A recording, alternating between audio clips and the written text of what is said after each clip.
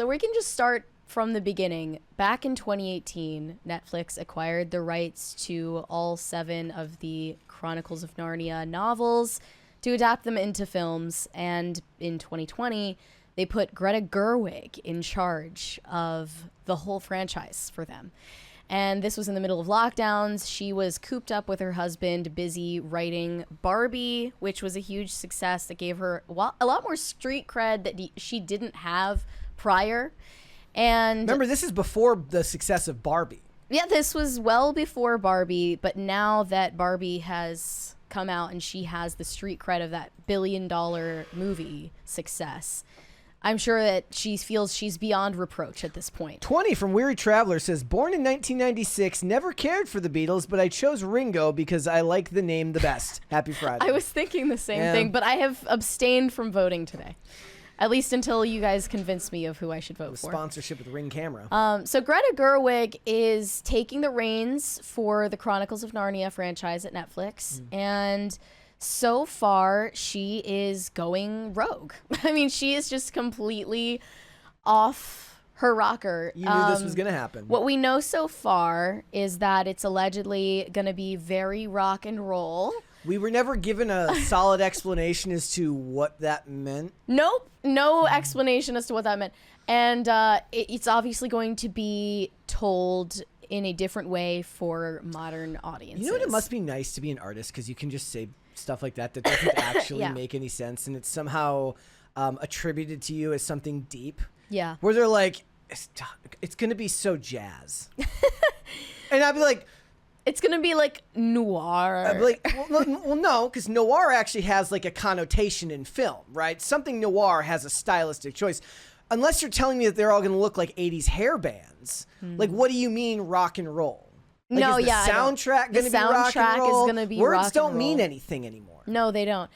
So the latest rumor about Greta Gerwig's Narnia film, beginning with The Magician's Nephew, that's the 6th novel, but chronologically the first story in the series, it's that Meryl Streep is in talks with Netflix to take on the role of Aslan.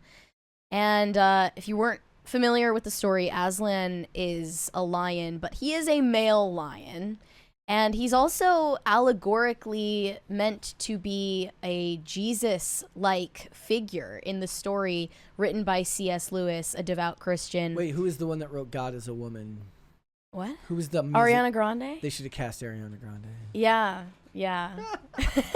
So this came from Nexus Point News. An offer has been made to Meryl Streep to portray a central character as Aslan, the Great Lion, which will be female in the series. This is a new development. I say we let him, but Daniel Day-Lewis gets to play Mary in some type of biopic about... Yes? How about neither? Daniel Day-Lewis gets to play the Virgin Mary. If Meryl Streep gets to play... We don't do any of that. Okay. So Aslan serves as Narnia's guardian and a mentor to the children in the novels. Although typically portrayed as male, this is going to be the female version. And it's not confirmed either way yet. But I don't put it past them. I want to explain, though, how this is a Jesus allegory based on what C.S. Lewis said about Aslan. He said, if Aslan represented the immaterial deity, he would be an allegorical figure. In reality, however, he is an invention giving an imaginary answer to the question, what might Christ become like if there were really a world like Narnia and he chose to be incarnate and die and rise again in that world as he has actually done in ours. So Aslan is like Jesus in that he also has this sacrificial death and resurrection in the story. And he's described as the king of beasts, the son of the emperor over the sea, the king above all high kings in Narnia. These are very obvious on-the-nose references. And C.S. Lewis was even criticized for how on-the-nose his allegories are. Fear Me It's Bree in the chat says, Aslan literally tells the kids he's Christ and he's brought them to Narnia so that they could come to know him in their world. Lewis literally used him to teach children the gospel. Right, exactly. And it's almost to the point where some people think C.S. Lewis wasn't a great novelist because it was too his obvious. allegories are extremely obvious. And even, like, I think Tolkien criticized the Narnia series for that reason. But just so that we know, there's no plausible deniability about what character we're gender swapping. They are gender swapping Jesus. And I mean, I don't think any of us are fans of gender swaps, race swaps, whatever swaps in general, but especially when it's blasphemous in nature like this. Anna de Armas just won like Action Star of the Year. I don't even know what role. For Ballerina? I'm guessing not, because Ballerina isn't out yet. I don't remember even know what it was don't for. know. But the point was, she gave like a speech where she says like James Bond should be James Bond. We should create new female action stars. I'm actually getting to the point now where unless you are really good, like unless you're Chad Stahelski and you're making above average action movies, you shouldn't even do that, because most of the time it stretches the bounds of credibility so far that, coupled with bad action scenes, it just doesn't work and actually does the actress a disservice. So this is all around for most things in Hollywood. Yeah, the hubris is immeasurable. And when I think of Greta Gerwig and the Barbie movie and Lady Bird, these other things that she's done, it's of a time that has officially been put to rest. Like, now that the vibe shift has taken place in the culture, Greta Gerwig just doesn't have the cultural cachet that she once had, or that she would have had Kamala won the election. Yeah. So this is a perfect explanation for why she is also trying to get Charlie XCX as one of the main characters. Allegedly, Charlie XCX is being eyed for the role of Jadis, previously Jadis, then later on the White Witch, the main antagonist of the story. Who the hell is Dua Lipa gonna play? I was just thinking, like, couldn't Dua Lipa... Oh, really? I was kidding. No, I was thinking of her for a different movie. It'll occur to me later on, I'm sure. Like in an hour, it'll occur to me. But yeah, we don't know for sure. It was just a rumor in Deadline, and they're also talking about bringing in Daniel Craig, but I don't know for what role. And I tweeted yesterday. That's all we know so far. I tweeted yesterday, said, wouldn't it be funny if Amazon just gave up and just cast Daniel Craig as James Bond again?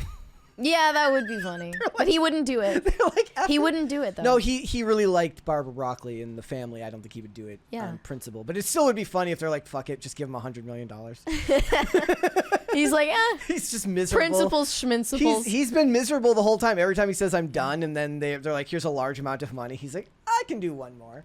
As Vera Dark said after this Meryl Streep rumor came out, why not just bring Liam Neeson back? He was the voice actor of Aslan in the first live action adaptation. You know why, Mary? Because that's not rock and roll. But you know what? Schindler's List is not rock and roll. The live action adaptations that they put out in the 2000s, that's like not that long ago. Why are you remaking the live action less than 20 years or 20 years after the fact? Yeah. That's just, I mean, because they were movies before, right? Yeah. That's why. Because the idea that they're going into a different medium is what makes it. They're going to be shows, though, right? No. It's not going to be shows. Greta Gerwig is in charge of... Wait, so they're going to be Netflix movies? That's even worse. Netflix movies. And I assume that means like 6 of them? Yeah. And they're doing all of them book by book. Okay. And it's just awful. I mean, I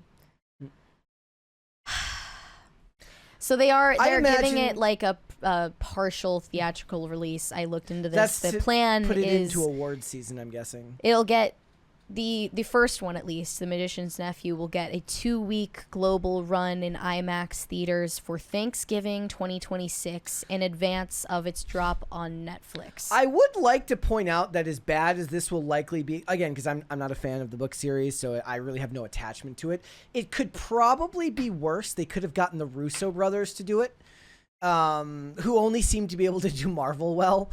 Give him that Electric State. I actually had some people come to me and say that Electric State wasn't nearly as bad as people made it out to be. I have no idea, but no movie, like anything that costs $330 million can't survive on being just better than people made it out to be. Has to be really, really good. So it could have been worse.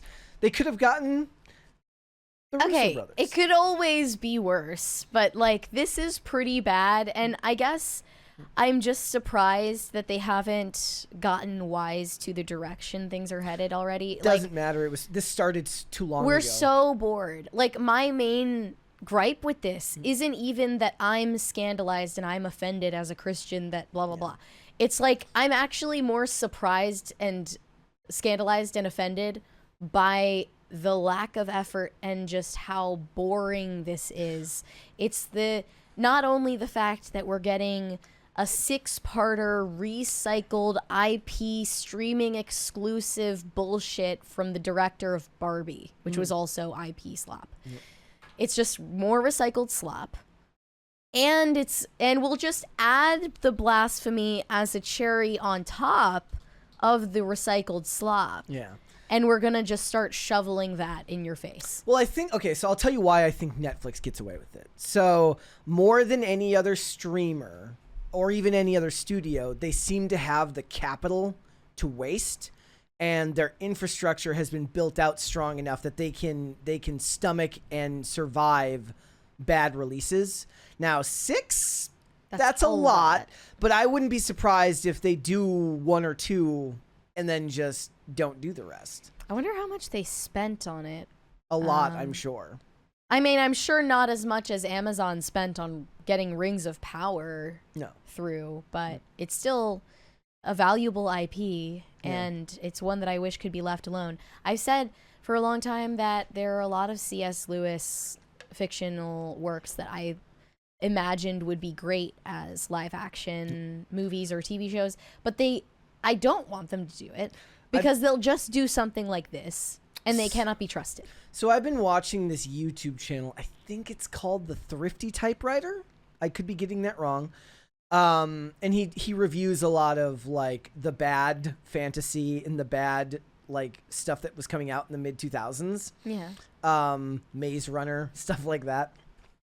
And one of the things that I kind of came to realize from watching a lot of those reviews is like you were actually better off making these stories back then, because the issues with it tended to be more that they tried to fit too much into one movie rather than trying to make bad faith changes to the material for like political reasons.